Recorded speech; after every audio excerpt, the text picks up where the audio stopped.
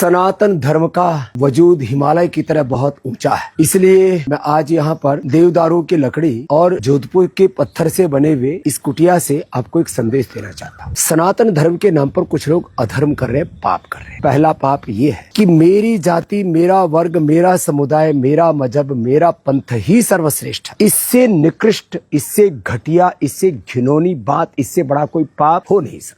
सनातन धर्म क्या कहता है? सभी एक ब्रह्म के अंश हैं। मैं भगवान भगवती का अंश हूँ, मैं ऋषि ऋषिकाओं का वंश। फिर इसमें ये बात कहाँ से आ गई कि ये वर्ग, ये जाति, ये समुदाय ही माने सनातन धर्म विरोधी जो पूरा गैंग है वो तो है, अपने ही लोग अपने सनातन धर्म का विनाश कर रहे। ये जो अहंकार जनित अहमान्यता है, अपनी जाति, अपने वर्ग, अपने समुदाय को सुप्रीमेसी, ये जो इगोस्टिक सुप्रीमेसी है, ये ठीक नहीं। हमारे यहाँ पर उच्चता महानता बड़े भवनों से नहीं, बड़ी संपत्ति से नहीं, किसी बड़ी जाति से नहीं। जाति तो बड़ी होती ही नहीं, मनुष्य की जाति है। हमारी महानता चरित्र से है, आचरण की पवित्रता से। तो सच्चरित्रता और पवित्रता पे ध्यान दो, एक दूसरे को ऊंचा नीचा कहने पे मत तुलो। दूसरा, शास्त्रों की गलत व्याख्या। ब्राह्मणों से मुखमासित बाहुराजन्य कृत उरु तदस्य उद्भश्य पद्भ्रम शूद्रो जाति की गलत व्याख्या कर डाली हम। जो ज्ञान प्रधान है उसको ब्राह्मण कहते हैं, शौर्य प्रधान है उसको क्षत्रिय कहते हैं, प्रबंधन प्रधान जिसका जीवन है, व्यवसाय प्रधान जिसका जीवन है उसको वैश्य कहते हैं, शुचिता, पवित्रता, सेवा प्रधान जिसका जीवन है उसको शूद्र कहते हैं। उसकी उल्टी व्याख्या कर डाली। आदमी कैसे माथे से पैदा हो जाएगा, कैसे भुजाओं से, जंघाओं से, पैरों से आदमी पैदा हो जाएगा। और याद रखना, ये कुछ प्रधान गुण है, ऐसे तो अनंत गुण कर्म स्वभाव है। तो आप ऐसे किसी को, और एक ब्रह्म के, मान लीजिए एक ब्रह्म के शरीर से इसकी उपमा दी गई, तो ब्रह्म के शरीर में भेद क्यों करते हो?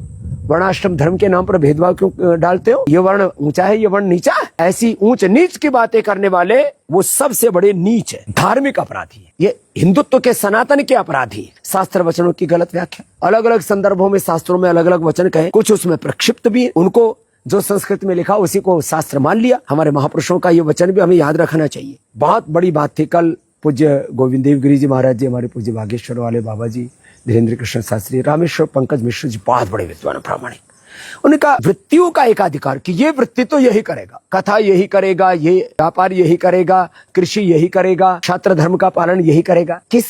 किस जमाने की तुम बात कर रहे हो? वृत्तियों का एकाधिकार की बात करने वाले बौद्धिक दृष्टि से दिवालिया लोग हैं। और मैं इस बात को थोड़ा विस्तार से यूं कहना चाहता हूं, वृत्तियों का एकाधिकार यह आत्मग्लानि गुलामी है। आज संस्कृति ने, संविधान ने, भगवान ने सबको सब प्रकार का सामर्थ्य दिया हुआ। सब वर्ग, जाति, समुदायों में पैदा हुए लोग सब प्रकार की वृत्तियों में लगे हुए। एकाधिकार वृत्ति तो हमने खुद तोड़ दी है ना। सब वर्ग, सब जाति, सब समुदाय के लोग ज्ञान प्रदान कार्यों में, शौर्य प्रदान कार्यों में, प्रबंधन प्रदान कार्यों में, सेवा प्रधान कार्यों में निरत। ये जातिगत अहंकार के में पागल हुए कुछ मदमस्त हिंदू सनातन के विरोधी जो इस तरह के अनर्गल प्रलाप कर रहे हैं, जरा सुन लो। एक वर्ग विशेष, एक जाति विशेष के लोगों को तुम ये कहते हो कि ये करने का तो अधिकार उसी का है। ये सबसे बड़ा पाप है। सैकड़ों प्रकार की वृत्तियां हैं, प्रवृत्तियां हैं, और भिन्न भिन्न वृत्ति प्रवृत्ति यह एक नैसर्गिक सत्य है। इसको आप झुठला नहीं सकते। हर जीव का अलग प्रारब्ध है, अलग उसका कार्माश है, अलग उसकी वृत्ति प्रवृत्ति है। खुद को और दूसरों को गुलाम बनाने का अधिकार आपको किसी ने नहीं दे रखा। इसलिए किसी जाति वर्ग विशेष के नाम पर कि ये काम तो यही जाति वर्ग विशेष के लोग करेंगे, ऐसा कह करके सनातन के नाम पर फूट डालने वाले, सनातन के लोगों में भेद डालने वाले, उनको ऊंचा नीचा कहने वाले सबसे ज्यादा नीच, सबसे ज्यादा पापी, एक तरह से हिंदुत्व के, सनातन के अपराधी। कुछ लोग किसी भी वर्ग, जाति, समुदाय के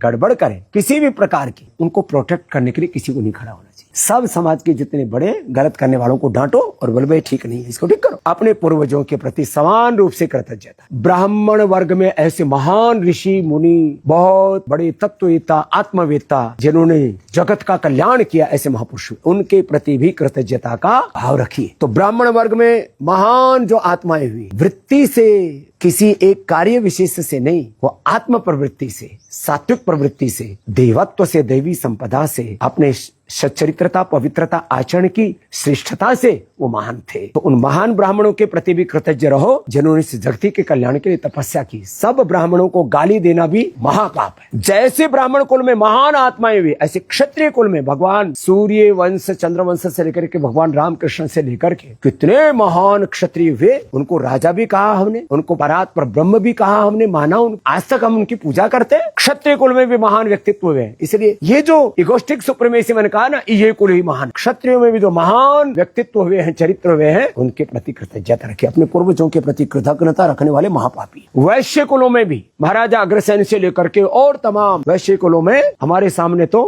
कितने बड़े बड़े उदाहरण हैं, अलग अलग, और वो भी एक जाति वर्ग विशेष के नहीं, अलग अलग वर्ग, उनके प्रति भी कृतज्ञता का भाव रखी। वैश्य कुलों में भी तो महान व्यक्तित्व हुए। आज ओबीसी वर्ग, वनवासी, आदिवासी और दलित, इनमें भी अलग अलग कालखंड में, अलग अलग समय में, माने सतयुग, द्वापर, त्रेता, कलयुग तक, ओबीसी से लेकर के वनवासी और अलग अलग जिनको SC ST अलग अलग नामों से जाना जाता है, उन सब में भी महान व्यक्तित्व, सबके प्रति कृतज्ञता का भाव। समान रूप से अपने पूर्वजों के गौरव दीजिए, कृतज्ञता दीजिए। यही अपने पूर्वजों ने हमको सिखाया। तो मेरा कहने का तात्पर्य इतना सा है, आप वापस प्रकृति की ओर आओ, लौटो वेदों की ओर, back to Vedas, back to basic, back to our real nature and culture. और वह है वेद धर्म, ऋषि धर्म, सनातन, सार्वभौमिक, वैज्ञानिक, सर्वहितकारी धर्म। बोलो सत्य सनातन वैदिक धर्म की जय। और जिसके मूल मूल्य है एकता, समानता, स्वाधीनता,